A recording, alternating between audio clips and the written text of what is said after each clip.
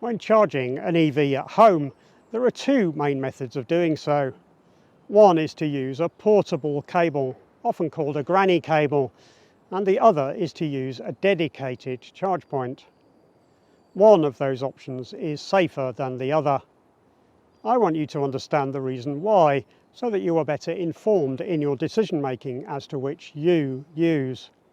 Stick with me as I explain why I disagree with another video released recently. Hello everyone, I'm Andrew. Thanks for joining me on the electric transition. A few days ago there was a video released by Alec, who you probably know from his Technology Connections channel. Alec has two channels, or at least two to be fair, but his second channel is called Technology Connextras, where he goes into a bit more depth than on the main channel. Just recently he released a video called Don't Overthink Electric Car Charging, we should be doing it differently. As ever, this was an excellent video. I really like Alec's ability to explain complex concepts in a way that's accessible to many. In this particular video, he recommends that people consider using portable charging cables instead of getting a dedicated charge point fitted. The concept of the video is entirely valid, of course. Most people are overthinking EV charging, and when he talks about the importance of slow AC charging rather than DC rapid charging, he's absolutely bang on. This is something you might have heard me talk about as well. When you transition from a petrol or diesel car to an electric one, it's all too tempting to try to think of them the same way. The fueling paradigm we are used to with internal combustion engine cars is that we take them somewhere to refuel and then fill them very quickly. If we're not careful, we look for a similar solution with an electric car and get obsessed with the speed of DC rapid charging. However, in most instances, that's not the best approach. For the vast majority of people, whether you can charge at home or not, what you should be thinking of for your everyday run-of-the-mill charging is slow AC charging. Most cars, especially your own personal private car, anything other than a taxi really, sits for long periods without being used.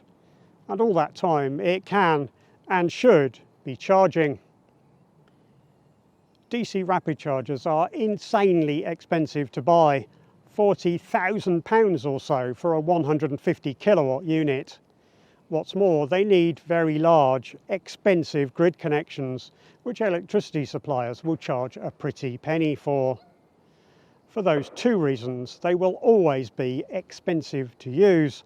You will pay to help them recoup all of that upfront and ongoing cost. AC charge points, on the other hand, are much cheaper to buy and operate, and so they will always be cheaper to use as well. If you're in the middle of a road trip, then you need that rapid charger to get you going again. That's what they are intended for. All of the rest of the time, just aim for the car to charge when it's sat idle and where it's sat. As Alec highlighted in his video, there are two options for charging at home. One is level 1 charging using a portable cable. This simply plugs into an existing outlet and is therefore the DIY solution. You might get one of these with the car. Even if not, you can buy them very cheaply. The alternative is to have a dedicated charge point installed, which could be hardwired into the house, but you would probably have to pay someone to do that installation. I believe in America you are still allowed to do that work yourself. It is considered a right to be able to do your own wiring there, but in most countries in Europe that is not the case. You cannot do it yourself, not legally. So you are left with a choice. Do you go the cheap DIY route and get a level 1 charger, or do you pay more and get something installed? It's on this point that my recommendation diverges from Alec's. You see, there was one important point that was left out of his video, something that probably hit the cutting room floor, which I want to discuss.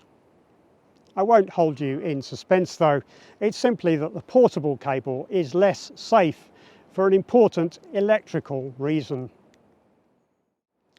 There are really three reasons for a portable solution being a bit less safe. The first is one that Alec mentioned. The connector is a bit of a weak point in the electrical connection. If it doesn't mate well with the socket, it might overheat and cause a fire. The chance of that is fairly low, but it's non-zero, so simply bear it in mind as part of this wider discussion. Something that is hardwired is best of all. The second is that, as a portable device, it might suffer from more abuse, more knocks and scrapes that might damage it.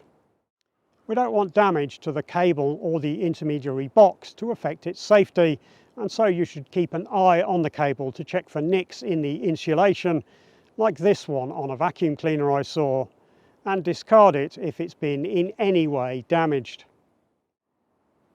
However, the third potential risk is to do with how the car will be protected from faults and how that might affect you as a user of it.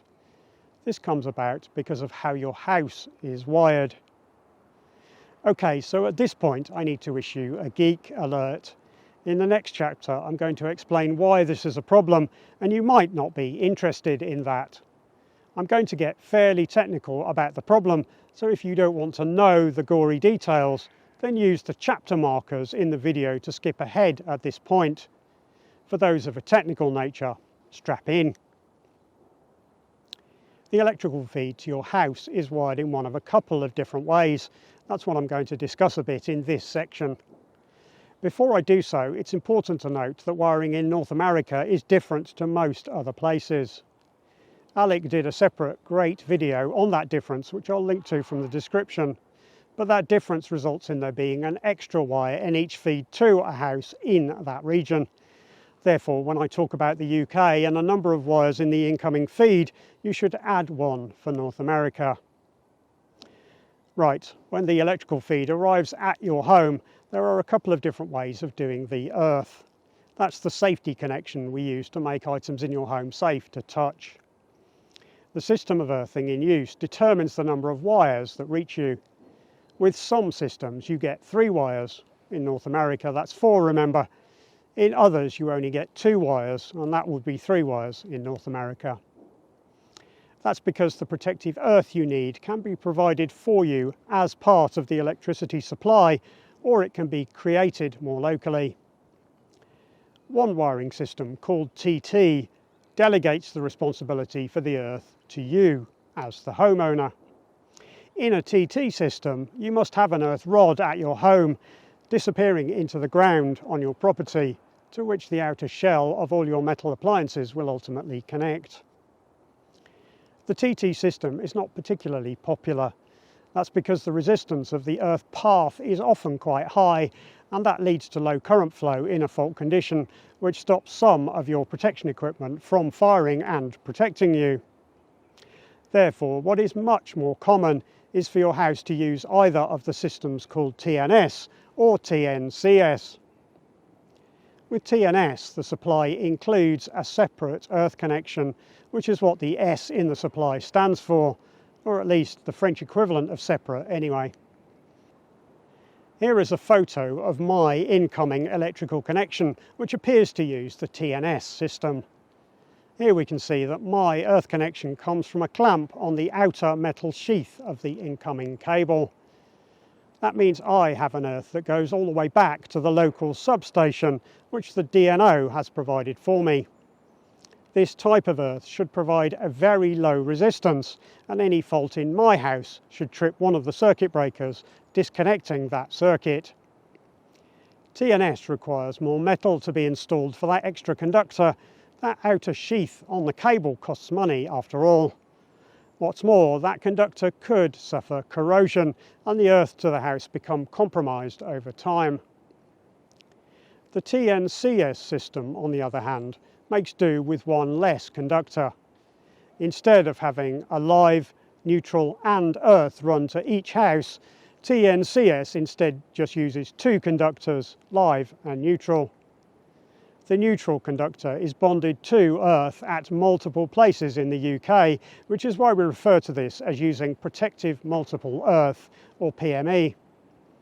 What's more, the neutral acts as the protective earth we need, and is more correctly referred to as the protective earth and neutral, or PEN. If we have a look at a photo of a TNCS installation, we can see that the earth inside the house is spurred off the neutral as the supply enters the property, usually by the meter. In this case, this is a photo inside of a friend's meter box, and hopefully you can spot that the earth and neutral actually come from the same place, a Henley block which connects the two. However, it is all shrouded in plastic, so it's not quite screaming at us. But the point is that the two are connected at this location at the entry to the property, and this can lead to a problem in the case that the source wire, the protective earth and neutral, becomes disconnected. The PEN becoming disconnected is known as a PEN fault, or sometimes OPEN, which is a very dangerous situation. If we refer to a logical wiring diagram of this situation, we can perhaps see why. Here in this diagram we can see a TNCS system entering the property as two wires. There is then a connection from the PEN to the earth at the entry to the property, and the metal cases of our electrical appliances would be connected to the earth cable. In this super simple diagram, I've missed out any thermostat or regulator, and I'm simply showing that we have an electrical device, let's say it's a heater, connected between live and neutral, with its case connected to the earth. The problem comes if we get a break in the PEN outside of the property, or at least upstream of where the house's earth wire joins it. At this point, there is mains voltage on the live end of the heating element, and an electrical connection from the other end of that element back through the neutral wire, through the connection from earth to neutral, and onto the metal case of the heater. Because of the PEN fault, the metal case is dangerous to touch. Instead of the case being safe, as we intended by connecting it to earth, it gives anyone touching it an electric shock, which could, worst case, be fatal. If we think wider than just a single heater, remember that anything that is connected to earth could also be at or near mains voltage, including anything outside, such as, if you have one, your EV. The TNCS wiring system is becoming very prevalent. In the UK, that's likely to be what has been used in homes built in the last 30 years or so, and it's very common in other countries too. Indeed, any TNS system could be converted to TNCS in the future by the utility company, should the earth they supply become problematic. That type of conversion is not unheard of, and indeed in the UK that has effectively been assumed will become the case in the way the wiring regulations are written. The risk of a PEN fault occurring is not huge. Steps are taken to try to minimise the risk, including PME, the protective multiple earthing strategy. However, because of the increased risk of electrical systems used outdoors, where damp conditions and access to the ground itself are prevalent, at least in the UK, any electrician fitting an EV charge point must add protection against PEN faults. So the electrical risk that we're talking about here is a PEN fault or OPEN fault, which, were it to occur, could result in the body of your car exposing you to a dangerous voltage and you getting a shock from it. That's where these portable cables come in. I don't know of any of these portable cables that have PEN fault protection, so if you're using one of these, you are at risk of an electric shock in the event of a PEN fault. If instead you upgrade to a dedicated charge point, then the electrician will ensure that you have protection against PEN faults, either by fitting an earth rod, a separate PEN fault protector, or by fitting a charge point containing one. There are a number of dedicated charge points with pen fault protection built in. Because it's less work, it might be cheaper to fit one of those than use either of the other protection methods. However, no matter which of the protection methods they use, you have protection if an electrician installs a dedicated charge point, but you bypass that protection if you use a portable one. For this reason, and this reason alone, I recommend that everyone try to get a dedicated charge point fitted when you can. By all means, start your EV journey with a portable charging cable if you like. Perhaps you aren't sure you want to have an EV long term, or maybe there is a delay in the installation that leaves you without another solution, but aim to upgrade when you can. That's what I did. I started with a level 1 charger that I was given while I made sure that I could keep the car, and while I worked out where I wanted the dedicated unit, as well as which charge points to choose. However, about 5 months in, my dedicated charge point was installed, and I'm glad that it was.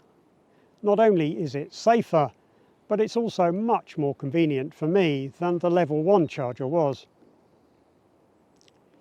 I got a comment recently on a video I made a little while ago in which I had posed the question of whether public charging was too complex.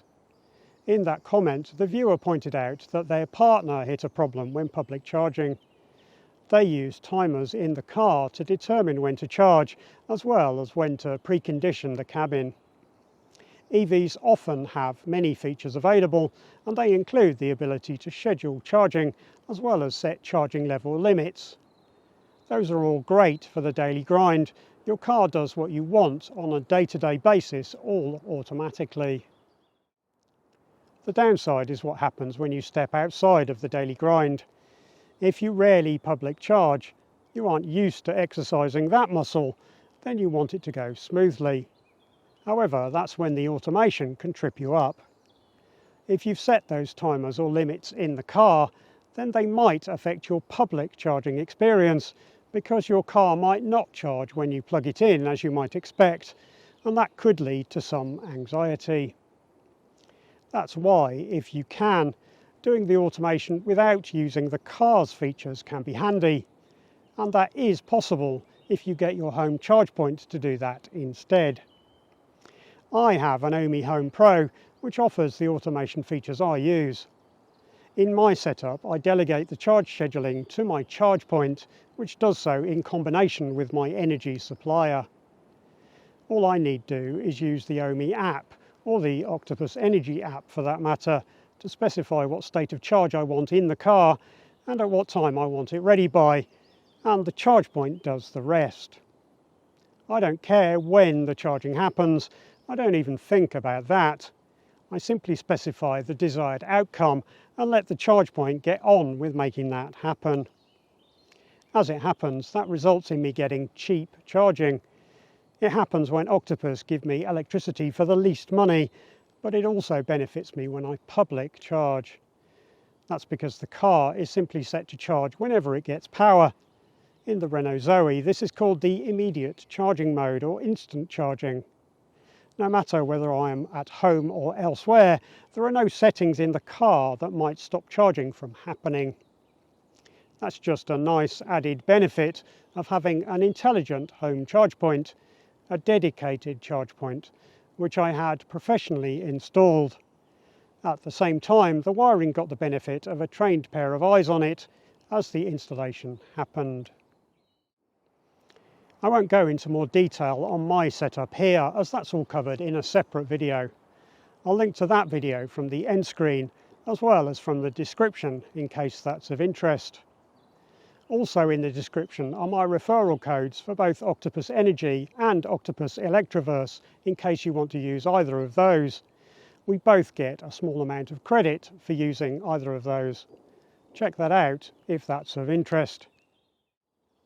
Also in the description for the first time is a link that allows you to buy me a coffee for anyone who wants to do that.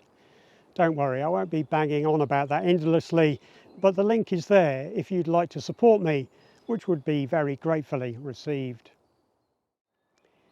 In summary, my recommendation is to upgrade to a dedicated and professionally installed EV charge point for your routine home charging when you can. Using a level 1 charger, often called a granny cable, is fine for occasional use, and perhaps as your main method of charging before you have a better solution. However, there is a risk from doing so. A fault in the wiring system, known as a pen fault, could cause you a very bad day. The chance of this type of fault happening is low, but the outcome from it, were it to occur, is pretty bad. Avoiding this risk costs money, but at least in the UK, and probably elsewhere, paying for an electrician to install a dedicated level 2 charge point does result in you having an extra safety device that I think is worthwhile. I'm all for people saving money, and Alec's video is still very valid, but personally I don't think that skimping on safety is the wisest choice you can make. Thanks very much for joining me today. Your questions and comments on this subject are most welcome in the comments section. I'd really like to hear your thoughts in the comments. Did you already know about the risk of pen faults, or is this the first you've heard of it? Now that you do know about it, does it change your mind on your regular charging method? Let me have it in the comments section. If you've liked the video, then it is a big help to me if you click the thumbs up button. And I'd love to have you as a subscriber of the channel if you want to see more from me. Subscribing is free and helps ensure you know about any future videos I make. Thanks.